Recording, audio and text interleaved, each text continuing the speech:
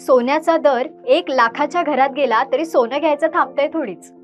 शुभ कार्यात सोन्याला पहिला मान. लग्न असो, बारस किंवा साखरपुडा, सोन्याशिवाय ही कार्य अपुरीच.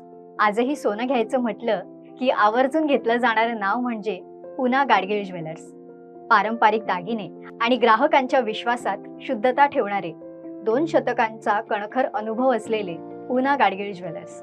स्त्रियांपासून ते पुरुष मंडळी आणि लहानग्यांकरता 1832 पासून परंपरागत चालत आलेली आणि पिढीनुसार अपडेट होत चाललेले सोन्याचे, चांदीचे आणि हिऱ्यांच्या दागिन्यांचे व्यापारी.